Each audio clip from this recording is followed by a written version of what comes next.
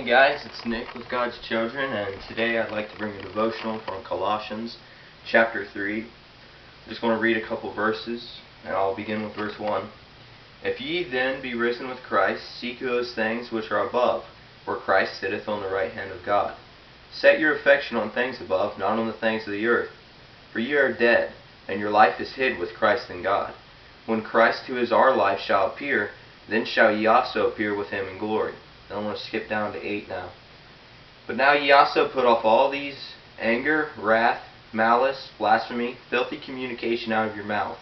Lie not one to another, seeing that ye put off the old man with his deeds, and have put on the new man, which is renewed in knowledge after the image of him that created him.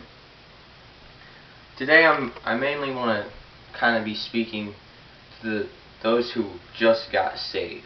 I mean, this can go for anyone in your life when it says, put away the old man and put on the new man. Is that a hard challenge? Yes. I mean, it's a very hard challenge to just give up everything and set your eyes above. But that's what God asks us to do. He doesn't say, well, you can keep those couple things. They're not extremely bad. You'll be alright.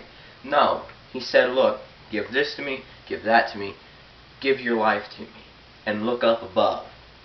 And what it says here is those who are risen with Christ, those who have given themselves to Christ, who have said, look, God, come into my heart and save me.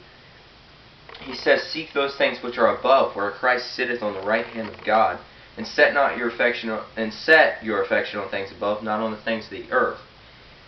He's saying, after you've given your life to me, after you said, God, come into my heart and save me, He wants you to just let everything go.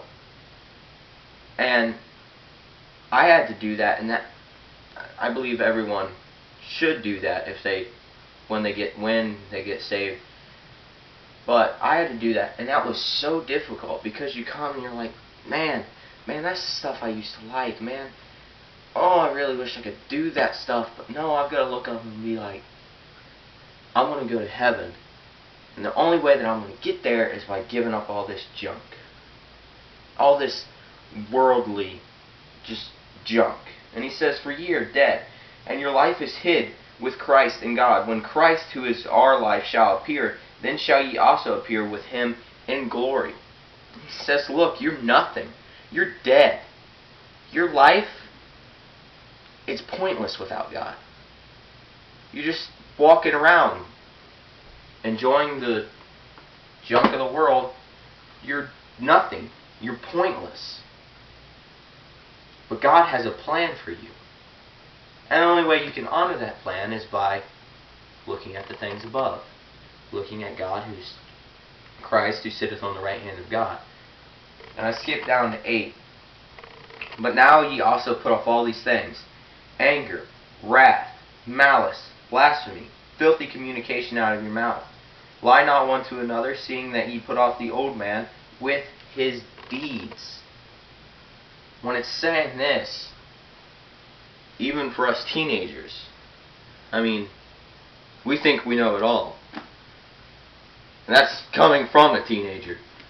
But we think we know it all, and we get mad when someone proves us wrong. God's saying, look, you got to control your attitude. You got to control your anger and your wrath and stuff.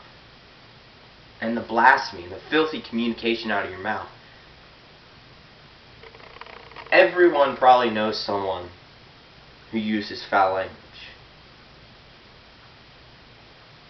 And personally, the reason a lot of people do it, how I see, is they want to be cool. They want to look cool around their friends just because they can add 15 other pointless words to their vocabulary. And it's just stupid. And God says, look, that's just junk. Why are you even talking like that? He said, get that out of your mouth. It's like a mom coming in after a little kid's like said something, cleaning their mouth out with soap. He's just like, look, that's just nasty. That's ugly. And you want to have that come out of your mouth? Like, I've seen people who say they're Christians, who can still say all that junk? I mean, how do you even do that? Like, oh yeah, I'm here to glorify God, but and just blurt out a bunch of cuss words. How is that even right? How is that supposed to glorify God? And he says, look, get rid of all this stuff because you've thrown off the old man and you've put on the new man. You've thrown away the old man with all of his deeds. All of the stuff that you did before, it should be done. It should be gone. It's not coming back after you got saved and picking up the remote and watching the old dirty shows that you used to watch. Or getting on the computer and looking at stuff you know you're not supposed to look at. Or walking outside and just cracking dirty jokes and cussing up storms with your old buddies. No, you have a new life. You put away the old man, you put on the new man, and threw away the deeds of the old man. You threw away what you used to do. All the junk that you used to do, you say, no, that was the old me. This is the new me. This is my new life. This is God's life. I've given myself to God. And in the last verse it says, and have put on the new man, which is renewed in knowledge after the image of him that created him. God doesn't want to look down and look at someone who he created in his own image. He doesn't like looking down at them and seeing that they're doing wrong. God does have feelings. That does make him sad. It's sad when he has to look down and see us walking around and doing what we know is wrong. Everybody knows the point between wrong and right. It's not a hard line.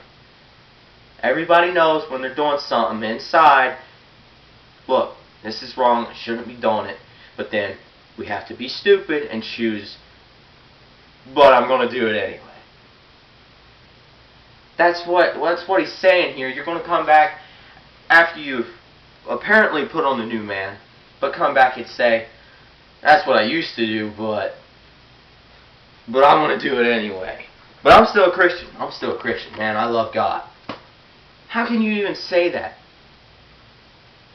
Like, people, it breaks my heart when people just say, well, I love God. I love God. He's awesome, man. He's awesome.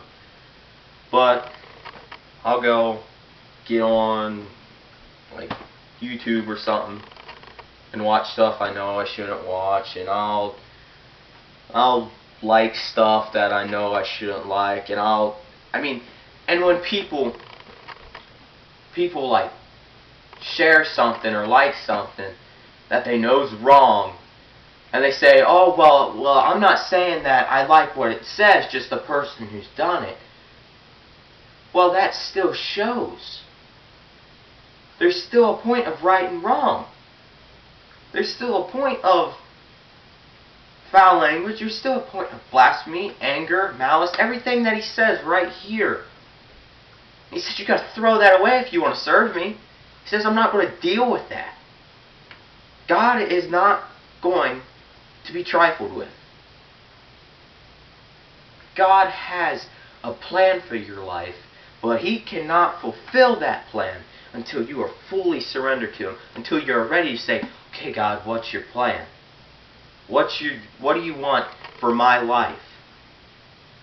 I was at a church camp this past week, and when I went there, I got saved again, and I was seeking sanctification.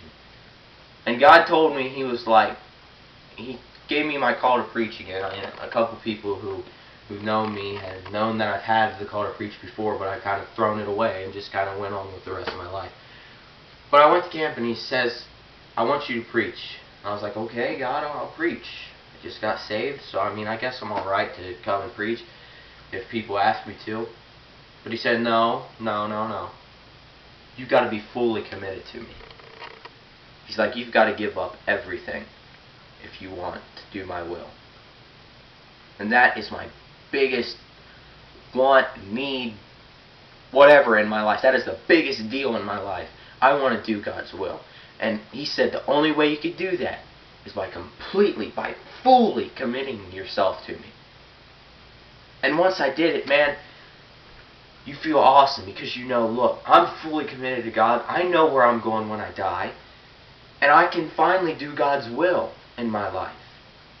But you have to just get down and say, look, God, I'm sorry. Here's all of me. I'm laying it here. I'm leaving it here.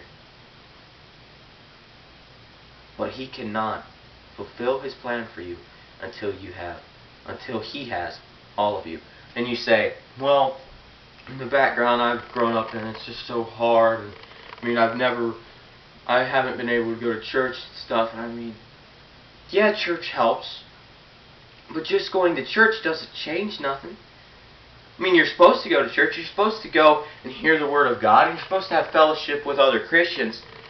But going to church doesn't make you a good person. You have to give your life to God. You have to be fully submitted to God. And you could say, well, I haven't been sheltered all my life, so I've done bad things, and I'm still around it, so I really can't really give everything up because I'm still around it, so it's really hard. Everyone is still around it. We live in the same world. We deal with the same stuff. Everyone is open to temptation. No one escapes temptation. But there's a point between, I'm halfway there, I think I'll just stay right here, and then I'm fully committed. I'm fully settled with God. There's a huge difference between it. And until that point where you're fully set, God doesn't have all of you. And God wants all of you. I hope this helps somebody. Like, comment, subscribe. Find my page on Facebook. It's called God's Children. Thanks for watching, guys. I'll see you later.